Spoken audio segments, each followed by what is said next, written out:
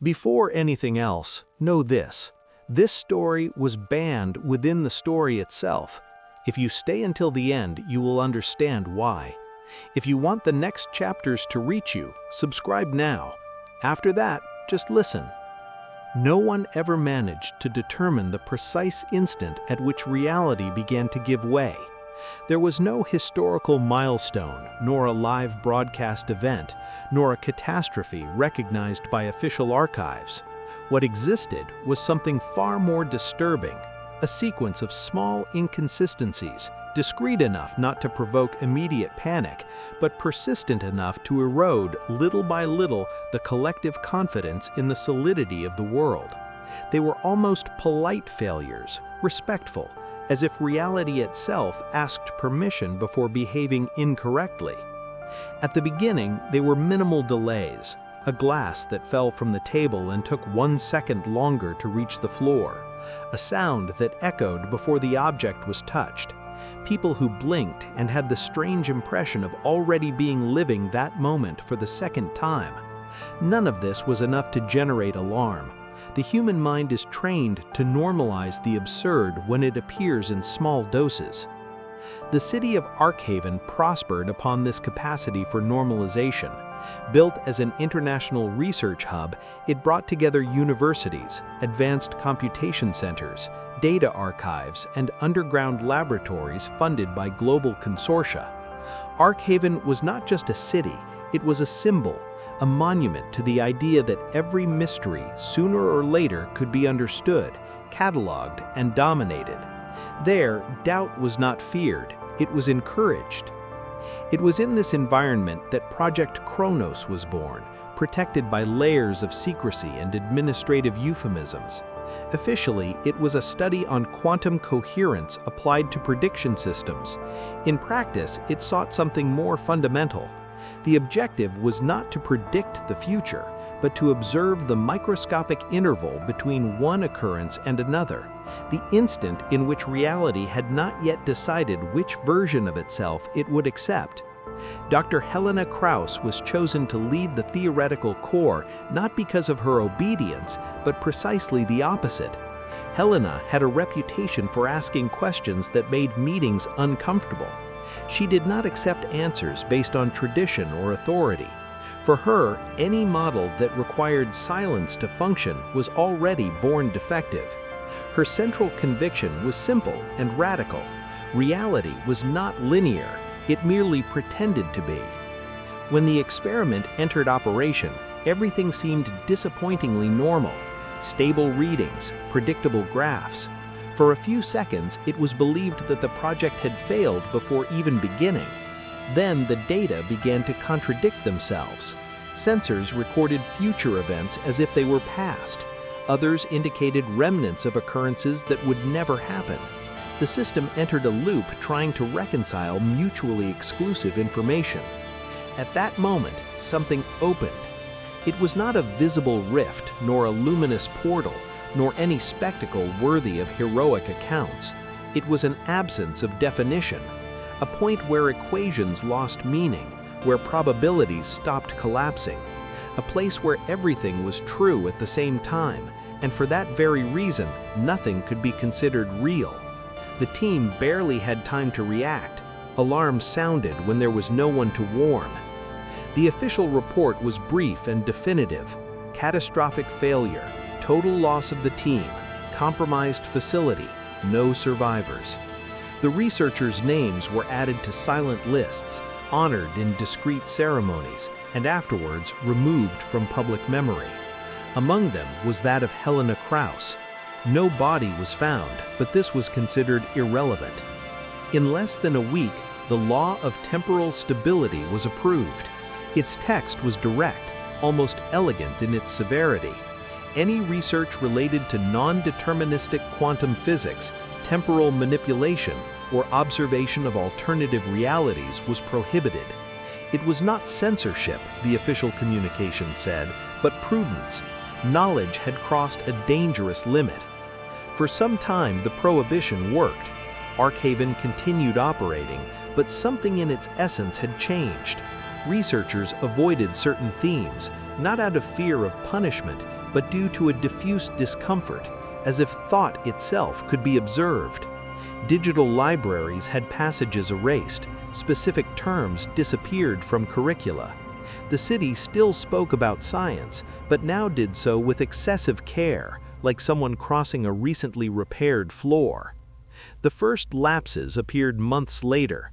A student disappeared for 3 hours and returned without realizing that anything had happened. A woman found her building with 1 extra floor during the night, only to see it disappear at dawn. Clocks in different neighborhoods marked hours incompatible with one another. The authorities classified everything as collective stress. But the lapses became more frequent, more aggressive. People began to report memories that were not theirs, shared dreams, sensations of living slightly different versions of the same day. In some cases, citizens stated that they had died and continued living, not as a metaphor, but as a clinical observation.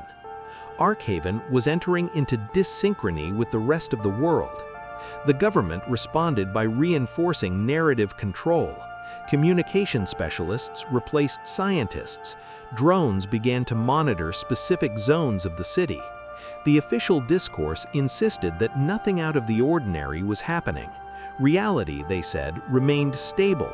Any contrary assertion was treated as dangerous disinformation.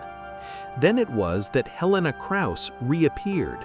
She appeared in the center of the old Project Kronos facility, now abandoned and sealed with concrete and automatic sensors. 1 second earlier, the space was empty. The next, she was there, standing, breathing, looking around like someone returning to a familiar place after a long trip. Her body appeared intact, but her eyes carried a weight that did not match the time elapsed. Helena walked to the security perimeter and surrendered without resistance. The systems failed to recognize her. For all official records, she was dead. When she was finally taken to interrogation, she did not show confusion or fear. She just asked a simple question, which none of those present knew how to answer. How long has the quantum zero zone been active? No one answered Helena's question. The silence that followed was not merely institutional embarrassment, but genuine fear. The officials knew that something had been wrong for months, but they had never allowed the unease to gain conceptual form. To name a phenomenon was to recognize it, and to recognize it meant admitting that the official narrative no longer accounted for reality. Helena perceived this immediately. She explained with almost didactic patience that the quantum zero zone was not a physical location, nor a technological artifact, but a fundamental state of existence, a point where reality stopped choosing among possibilities. Inside the rift, she had observed entire worlds coexisting, contradictory versions of the same event occupying the same space without collapsing. The error had not been opening the rift. The error had been trying to close it without understanding its consequences. Arkhaven, according to her, was turning into a leak. The entire city functioned as a point of interference, where alternative realities began to overlap. Each reported lapse was a fissure, each inconsistent memory a symptom. In a short time, there would no longer be a clear distinction between past, present, and possibility. The authorities listened to everything with procedural attention. They recorded every word. They requested projections. Helena was precise. She estimated that in weeks, Arkhaven would enter a state of irreversible indetermination. People would cease to have coherent histories. Cause and effect would become suggestions, not rules. The city would not explode. It would simply stop making sense. The decision was made in rooms to which Helena had no access, not because her predictions were alarmist, but because they were too convincing. The problem was not the imminent collapse, but the precedent her explanation created. If the quantum zero zone were recognized, the entire basis of narrative control would crumble. The government would not lose only Arkhaven, it would lose authority over what was considered real. Helena Kraus was isolated again. Her reports received the highest levels of classification. Her existence became an inconvenient secret. She would not be executed. Martyrs generate questions. She would be forgotten, dissolved in bureaucracy, like so many other intellectuals throughout history. But the phenomenon could no longer be contained. The lapses intensified exponentially. Entire neighborhoods began to exist at times incompatible with the rest of the city. Some people aged days in a few hours. Others physically regressed without biological explanation. There were reports of citizens encountering alternative versions of relatives who had never been born. Reality was ceasing to be a consensus. When the first total collapse occurred, it was silent. An entire district simply disappeared for 17 minutes. Drones sent for investigation returned with contradictory data, as if they had recorded dozens of versions of the same space. When the district reappeared, nothing was destroyed, but no one there remembered having lived in that city. The government decreed immediate evacuation. The public justification was structural failure, an energy blackout, environmental risk. No mention of lapses, rifts, or quantum states. Arkhaven was surrounded, isolated from the outside world, transformed into a dead zone on the official map. To the rest of the planet, the city simply ceased to matter. Helena observed everything from her underground cell. She knew that this was the last attempt to preserve the illusion of control. Isolating Arkhaven would not prevent the advance of the quantum zero zone. It would only delay the moment when other centers would begin to present the same symptoms. Knowledge had not been destroyed, it had merely been pushed beneath the surface. On the night before the final collapse, the containment systems failed, not by sabotage, nor by human error, but because the very notion of sequential functioning no longer applied. Doors opened before being touched, alarms sounded after being silenced. Helena left her cell without encountering resistance. The city above her no longer obeyed the previous rules. Arkhaven did not shatter, it dissolved. Buildings began to overlap, occupying the same space in slightly different versions.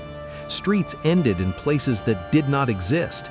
People walked without realizing that they were crossing incompatible realities. There was no panic, because panic requires temporal continuity. There was only serene confusion, like a dream too long to be questioned. When the final collapse reached its peak, there was absolute silence. Not the absence of sound, but the absence of definition. An interval where the entire city existed in all its possible versions at the same time. Then, slowly, Arkhaven ceased to be observable. To the outside world, nothing happened beyond what was expected. The evacuation was considered successful. The reports were archived. Official reality remained intact, firm, comforting. No question needed to be answered. But somewhere outside the authorized narrative, the quantum zero zone persisted, not as an immediate threat, but as an uncomfortable reminder. A reminder that reality doesn't need permission to be complex, that knowledge is not dangerous in itself. Dangerous is the fear of losing control over it. Helena Kraus was never seen again, not because she died, but because she ceased to exist in a unique way. In some versions, she still observes. In others, she teaches. In others, she simply listens. The quantum zero zone does not choose. It allows. And one day, sooner or later, the world will also have to allow.